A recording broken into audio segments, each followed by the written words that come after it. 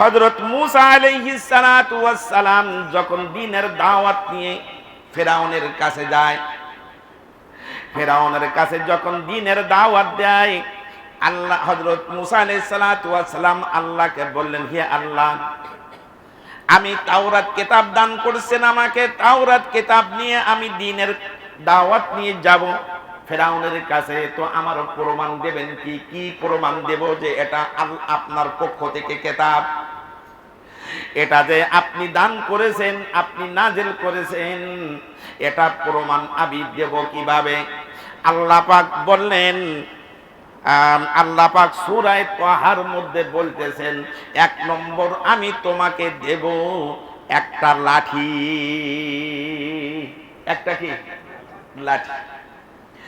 সূরা তাহা আয়াত নম্বর 17, ওয়ামা তিলকা বিয়ামিনিকা ইয়া মূসা। হযরত মূসা আলাইহিস সালাতু ওয়াস সালামের হাতে লাঠি। হাতে কি? লাঠি। আল্লাহ তো জানেন মূসার হাতে লাঠি আছে। মূসার হাতে কি আছে? লাঠি আছে। আল্লাহ পাক তারপরও জিজ্ঞাসা করছেন, ওয়ামা তিলকা বিয়ামিনিকা ইয়া মূসা, মূসা তোমার হাতে ওটা কি? ক্বালা 18 নম্বর সূরা তাহা 18 নম্বর আয়াত, ক্বালা হিয়া আসাই। হযরত মূসা আলাইহিস সালাতু ওয়াস সালাম বলছেন, এটা হলো আমার লাঠি।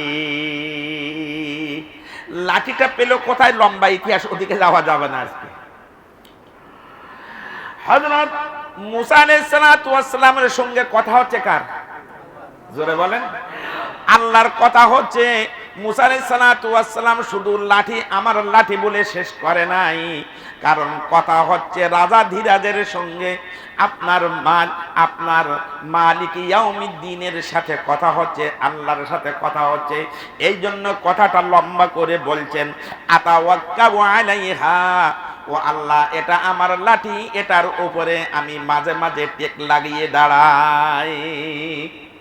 দেখেন না, মাজায় যারা লাঠি ব্যবহার করে, এই কি বলে, মাজায় একটু দাঁড়াতে কষ্ট হলে লাঠির ভর দিয়ে দাঁড়ায় না? আতাওয়াক্কাউ আলাইহা, লাঠির উপরে ভর দিয়ে আমি দাঁড়াই। ওয়া আহুশু বিহা আলা গনামি। মূসা বলছেন, আমি শুআয়ব নবীর ছাগল চড়াই, শ্বশুরের ছাগল চড়াই, আমি ছাগল চড়াই, মাঝে মাঝে আমি গাছের থেকে এই লাঠির দিয়ে আমি পাতা পাড়িয়ে আমার ছাগলকে খাওয়াই। ওয়া আহুশু বিহা আলা গনামি ওয়ালিয়া ফিহা মাআরিবু উখরা, আর অন্য কাজে আমার লাগে। আল্লাহ বলছেন, মূসা রে, শুধু তুমি ওটা লাঠি মনে করো না। ক্বালা, আল্লাহ বললেন, 19 নম্বর আয়াত সূরা তাহা, আল্লাহ বললেন, ক্বালা আলকিহা ইয়া মূসা, ও মূসা, তুমি তো আমার কাছে মুআজিজা চেয়েছো, ফেরাউনের কাছে তুমি দাওয়াত নিয়ে যাইবা, তো তুমি তোমার লাঠিটা জমিনের উপরে ফেলে দাও। ক্বালা আলকিহা ইয়া মূসা, লাঠিটা জমিনের উপরে ফেলে দাও। 20 নম্বর সূরা তাহা 20 নম্বর আয়াত, ফাআলকাহা। হযরত মূসা আলাইহিস সালাতু ওয়াস সালামের আল্লাহর কথা শুনে সাথে সাথেই লাঠিটা মাটির উপরে ছেড়ে দিলেন। দিয়েছে ছেড়ে, এদিকে দিয়েছেন ছেড়ে, আল্লাহ বলেন, ফাইজা হিয়া হাইয়াতুন তাসআ, বিরাট এক সাপ। লাঠিটা কি হয়ে গেছে? বিরাট এক সাপে রূপান্তরিত হয়ে গেছে। আর ক্বালা খুযহা, মূসা আলাইহিস সালাম একটু ভয় পেয়ে গেছে। মূসা কি গেছে? ভয় পেয়ে গেছে। আল্লাহ বলছেন, মূসা রে, সূরা তাহার 21 নম্বর আয়াত, ক্বালা খুযহা মূসা ওয়ালা তাখাফু সানুঈদুহা সিরাতাহাল উলা। মূসা, লাঠিটা ধরো, লাঠিটা ধরো, লা তাখাফ, ভয় করো না, সানুঈদুহা সিরাতাহাল উলা, আগে যে লাঠি ছিল ওই লাঠিটাই আবার আমি রূপান্তরিত করে দেব। এটা হলো মুআজিজা। লাঠি কি সাপ হতে পারে? জোরে বলে। মূসা, এবার লাঠি নিয়ে তুমি যাইবা। 2 নম্বর মুআজিজা হলো ওয়াজমুম ইয়াদাকা, সূরা তাহা আয়াত নম্বর 22, 2 নম্বর মুজিজা ওয়াজমুম ইয়াদাকা ইলা জানাহিকা তাখরুজ বাইদা মিন গায়রি সুইন আয়াতান উখরা। আল্লাহ বলছেন মুসা রে তোমার হাতটা বগলের নিচে রাখো, জামার মধ্য দিয়ে তোমার বগলের নিচে রাখো। হযরত মুসা আলাইহিস সালাম হাতটা বগলের জামার মধ্য দিয়ে বগলের নিচে রাখলেন। তাখরুজু বাইদা মিন গায়রি সুইন আয়াতান উখরা, তুমি বাহির করবা তো দেখবা তোমার হাত দিয়ে শুভ্রতা বাহির হচ্ছে। এই শুভ্রতা এমন না যে মানুষের চোখ ঝলসে যাবে, লাইটের ফোকাসে যেমন চোখ ঝলসিয়ে যায়, চোখটা এলোমেলো হয়ে যায়, ওরকম না। তুমি তোমার বগল থেকে হাত বাহির করবা তো সাথে সাথেই তোমার হাতটা হয়ে যাবে সাদা। আপনার কি বলে এলইডি লাইটের মতো সাদা হবে, চোখ ঝলসানো আলো না। এটা হলো 2 নম্বর মুজিজা। আল্লাহ বলেন লিনুরিয়াকা মিন আয়াতিনাল কুবরা। যাক আল্লাহ বলেন ইযহাব ইলা ফিরাউনা ইন্নাহু তাগা। মুসা 2টা মুজিজা আমি তোমাকে দান করলাম, এই 2টা মুজিজা নিয়ে তুমি ফিরাউনের কাছে যাও। তোমার কাছে যদি মুজিজা চাই, তোমার কাছে যদি কোনো প্রমাণ চাই, লাঠিটা ছেড়ে দেবা সাপ হয়ে যাবে, বগল থেকে হাত বাহির করবা তা হাতটা আপনার কি বলে লাইট হয়ে যাবে, এলইডি লাইট হয়ে যাবে তোমার হাতটা। 2 নম্বর মুজিজা। কথা কি বুঝা যাচ্ছে? সূরা আরাফ আয়াত নম্বর 133। 3 নম্বর মুজিজা ফাআরসালনা আলাইহিমুত তুফান। হযরত মূসা আলাইহিস সালাতু ওয়াস সালামের দাওয়াত যখন তারা কবুল করলো না, ফিরাউন কবুল করলো না, হযরত মূসা আলাইহিস সালাতু ওয়াস সালামের দাওয়াত কবুল না করার কারণে আল্লাহ পাক তাদের উপরে দিলেন ফাআরসালনা আলাইহিমুত তুফান, জলোচ্ছ্বাস। তার মানে বান যেটাকে বলে, কি হয়েছে, জলোচ্ছ্বাস শুরু হয়ে গেছে। জলোচ্ছ্বাস শুরু হয়ে গেছে। হাদিস কিতাবের মধ্যে তাফসীরের মধ্যে আসছে, মুফতি শফি সাহেব রহমাতুল্লাহি আলাইহি মারিফুল কোরআনের মধ্যে লেখেন এই জলোচ্ছ্বাস ছিল 7 দিন। কয়দিন? দিন শুরু হয়েছে, পরের শনিবারের দিন আর পানি নাই। তাফসীরের মধ্যে আসছে, মুফতি শফি সাহেব রহমাতুল্লাহি আলাইহি লিখেন, এই শুনে রাখো, এই মূসা আলাইহিস সালাতু ওয়াস সালামের কওমের যে কজন লোক ছিল, ঘর ছিল, যে কজন মানুষের উম্মতের ঘর ছিল, কোন উম্মতের ঘরের মধ্যে কিন্তু ওই বানের পানি পৌঁছে নাই। সুবহানাল্লাহ বলবেন না? আপনারা কি খেয়াল করে শুনছেন? ফেরাউনের সব মানুষের ঘরে পানি, গলা পানি, হাবুডুবু খাচ্ছে। কিন্তু হযরত মূসা আলাইহিস সালাতু ওয়াস সালামের উপরে যে কজন মানুষ ঈমান এনেছিল, ওই কজন মানুষের ঘরের মধ্যে এক ফোঁটাও পানি নাই। শনিবারের দিন পানি উঠেছে, আপনার পরের শনিবারে পানি শুকায় গেছে। এরপরে ফেরাউনের লোকজন মূসার কাছে যেয়ে বলেন, মূসা রে আর করব না, দোয়া করো আল্লাহর কাছে, এই পানি যদি সরায় দেয়, যদি শুষ্কতা এসে যায়, যদি পানি আবার আল্লাহ পাক এই পানি গজবের পানিটা যদি নিয়ে যায়, তোমার উপরে ঈমান আনবো। তোমার উপরে কি আনবো? ঈমান আনবো। মূসা আলাইহিস সালাম দোয়া করেছেন, পানি শুকায় গেছে। কিন্তু আগে যা এখনো তাই, কারণ আল্লাহ বলেছেন ইন্নাহু তাগা। এরা ঘাড় টেরা মানুষ, ঘাড় টেরা।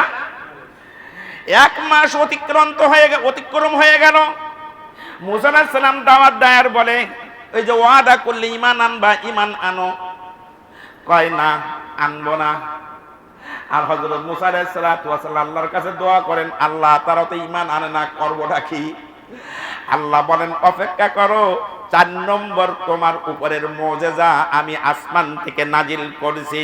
4 নম্বর মুজিজা হলো আপনার 4 নম্বর মুজিজা হলো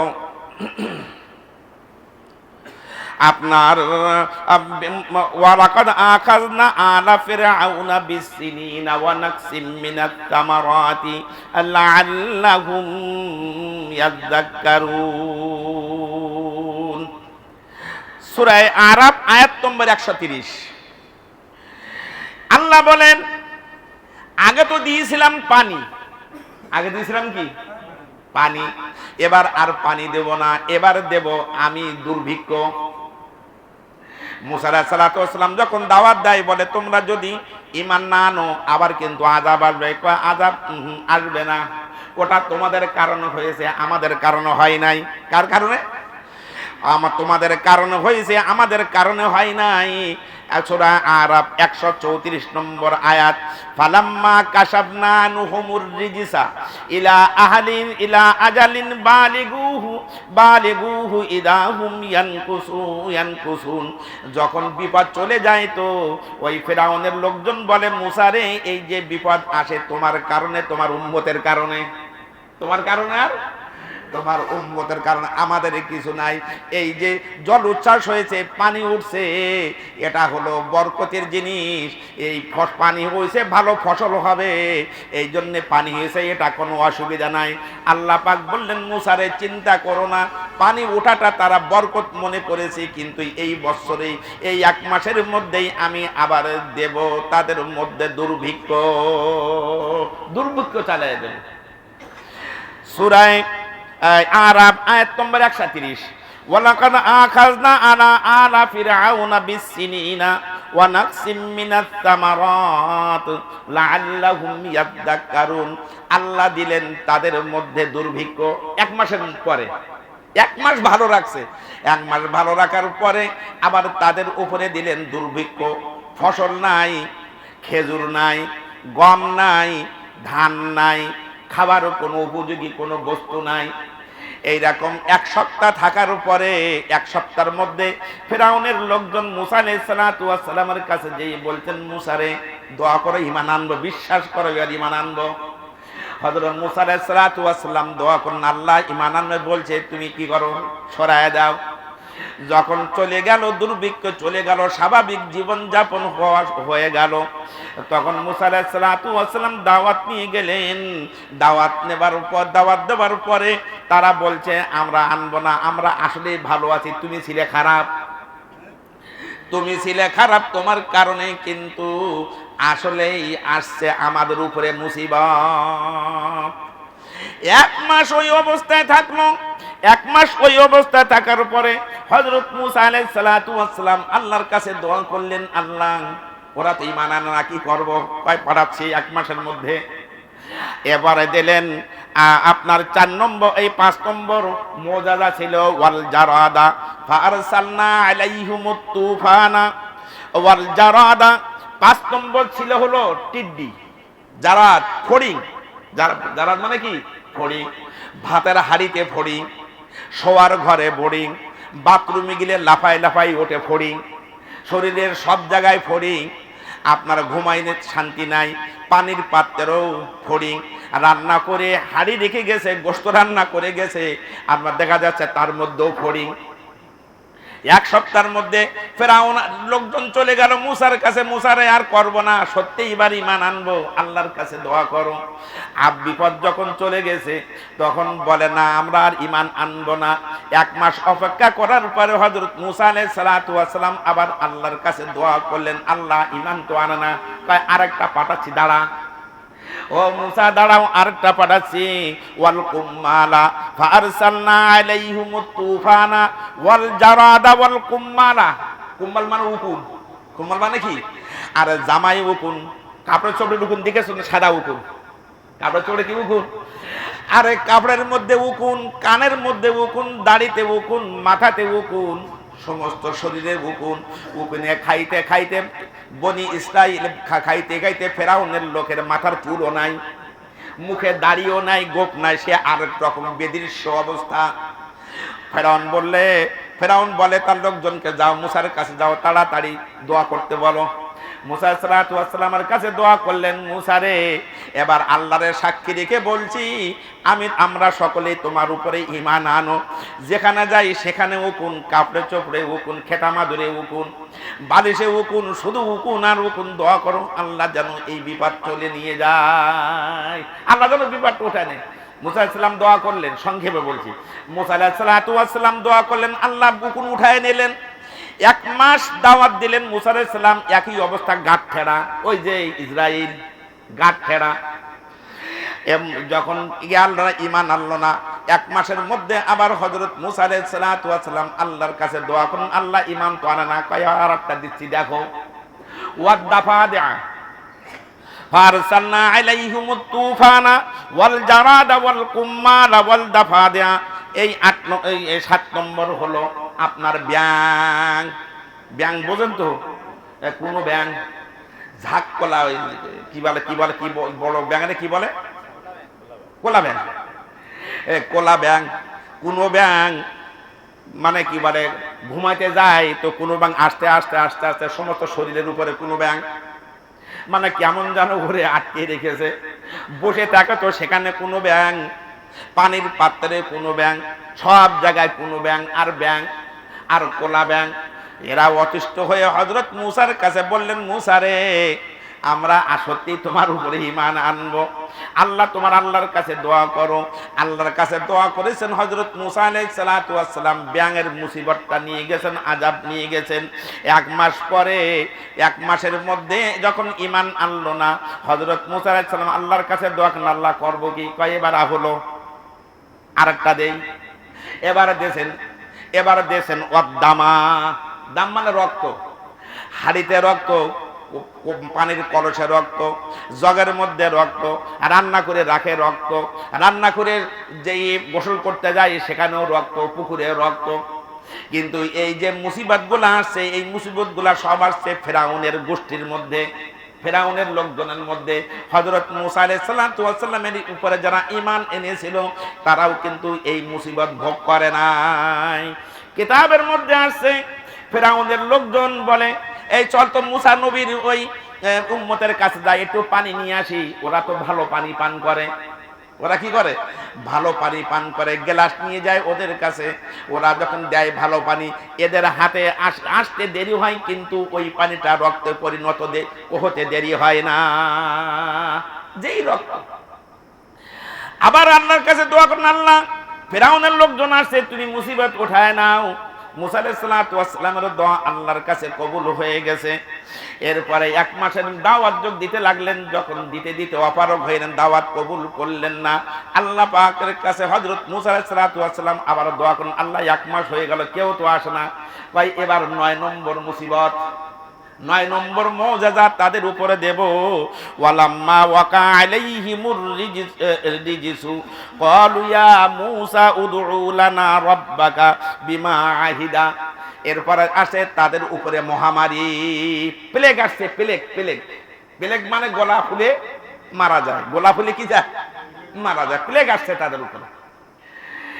এই সকালে